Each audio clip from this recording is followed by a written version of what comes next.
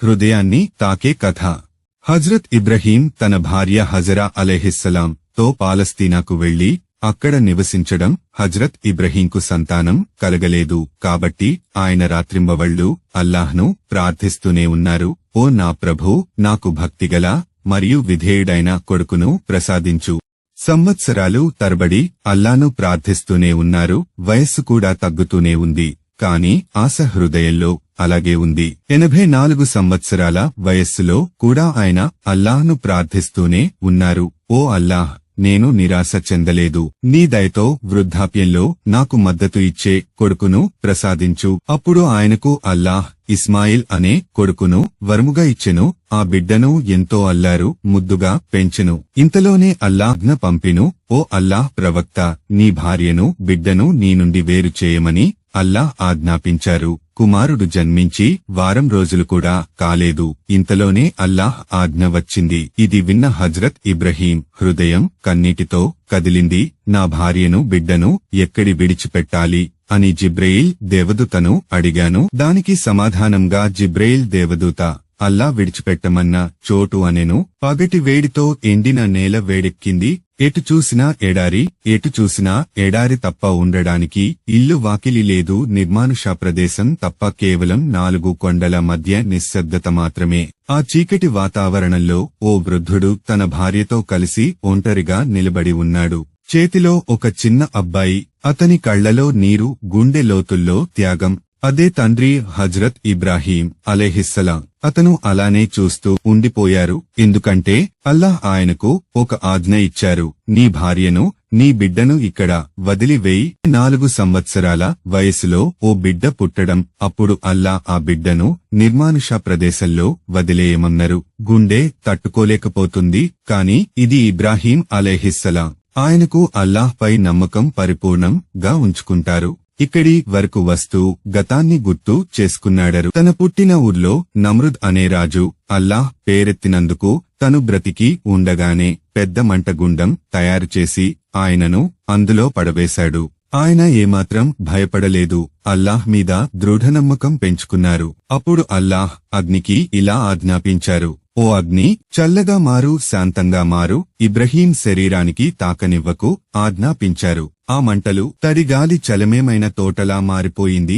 ఇబ్రాహీం అలైహిస్సలాం అల్లాహ్ పై నమ్మకం ఉంచుకుంటే అల్లాహ్ ఎలా రక్షిస్తారో ప్రపంచానికి చూపించారు. ఈ సంఘటన అనంతరం ఇబ్రహీం అలైహిస్సలాం తన ఇంటికి వెళ్తారు. కాని ఇంటికి తిరిగి వచ్చేటప్పుడు ఆయన తండ్రే చెప్తారు, నీ అల్లాహ్ను వదులుతావా లేక ఇంటిని వదులుతావా అని అడుగుతారు. అప్పుడు ఇబ్రాహీం అలైహిస్సలాం ఒక్క మాట కూడా తిరిగి చెప్పకుండా తన ఇంటిని వదిలి అల్లాహ్ మార్గంలో ప్రయాణమయ్యారు. కాలం గడిచింది.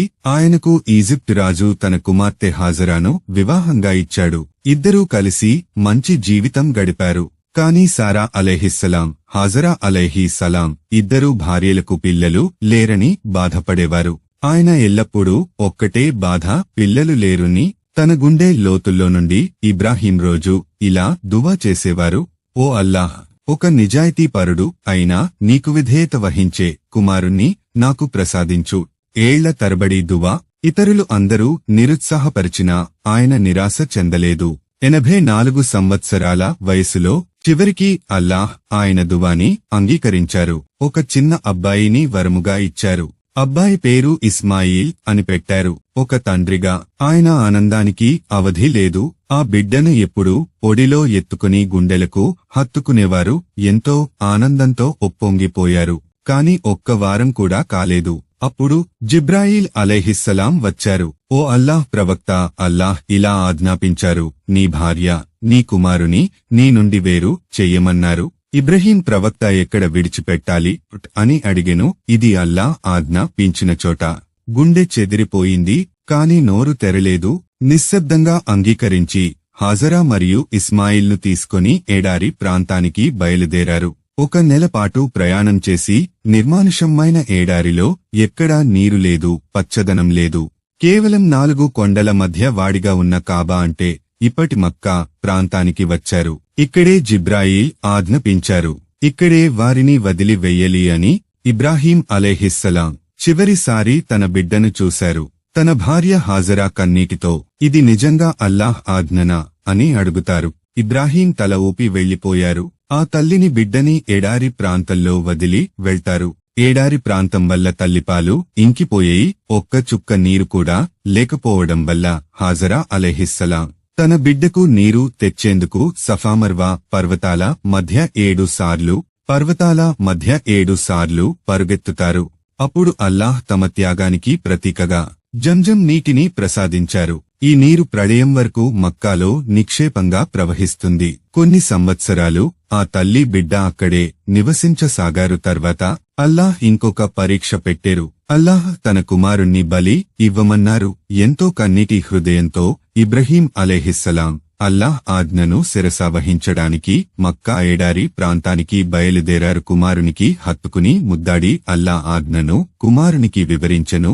అప్పుడు ఇబ్రహీం కుమారుడు ఇస్మాయిల్ అలైహిస్సలాం అల్లాహ్ ఆజ్ఞను శిరసావహించమన్నారు. ఆ చిన్న అబ్బాయికి కూడా అల్లాహ్ మీద ఎంత నమ్మకం ఉన్నదో మనకు తెలుస్తుంది.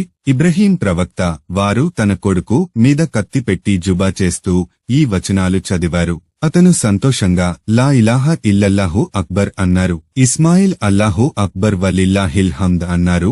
ఈ స్వచ్ఛమైన పదాల సున్నత్ నేటికీ బక్రీదు పండుగ సమయంలో ప్రసిద్ధమైనవి మరియు దేనిని జుబా చేసిన ఈ దువా చదువుతారు మరియు ఈ పరంపర ప్రళయం వరకు కొనసాగుతుంది. అల్లాహ్ తండ్రి మరియు కొడుకు ఖుర్బానీని అంగీకరించారు. దీనినే ఇమాన్ అంటారు. ఇబ్రాహీం అలైహిస్సలాం కుమారుని మెడమీద కత్తి ఉంచి 2 కళ్ళు మూసుకొని తల వంచారు. అల్లాహ్ అయిన పరీక్షను అంగీకరించారు. కాని అల్లాహ్ చివరి నిమిషంలో ఒక గొర్రెను పంపి అల్లాహ్ తండ్రి మరియు కొడుకు ఖుర్బానీని అంగీకరించారు. దీనినే ఇమాన్ అంటారు. ఇబ్రాహీం అలైహిస్సలాం కుమారుని మెడమీద కత్తి ఉంచి 2 కళ్ళు మూసుకొని తల వంచారు. అల్లాహ్ అయిన పరీక్షను అంగీకరించారు. కాని అల్లాహ్ చివరి నిమిషంలో ఒక గొర్రెను పంపి తండ్రి మరియు కుమారుల త్యాగాన్ని అంగీకరించారు. తండ్రి కుమారుని ప్రేమను బతికించారు. ఈ కథ మనం జీవనంలో ఎన్నిసార్లు గుర్తుపెట్టుకోవాలి. దువా స్వీకరించడంలో ఆలస్యంగా వచ్చినా అల్లాహ్ ఆ దువాను రద్దు చేయడు. త్యాగం చేయమన్నా ఆయన అల్లాహ్ మీద దృఢ నమ్మకం, ప్రేమ, విశ్వాసం, త్యాగం ఇవి ఉన్నచోట అల్లాహ్ సహాయం తప్పక ఉంటుంది. ముగింపు సందేశం. ఈరోజు మనం హజ్ చేస్తాం, బక్రీద్ జరుపుకుంటాం, జంజం నీరు తాగుతాం. అన్నీ ఒక తండ్రి, ఒక భక్తుని త్యాగానికి గుర్తుగా. ఇలాంటి విశ్వాసం మనలోనూ ఉండాలని మనం కోరుకుందాం. ఇబ్రాహీం ప్రవక్తలా మనం కూడా అల్లాహ్ను పూర్తిగా నమ్మాలి అని మనం కోరుకుందాం. ఇబ్రాహీం ప్రవక్తలా మనం కూడా అల్లాహ్ను పూర్తిగా నమ్మాలి.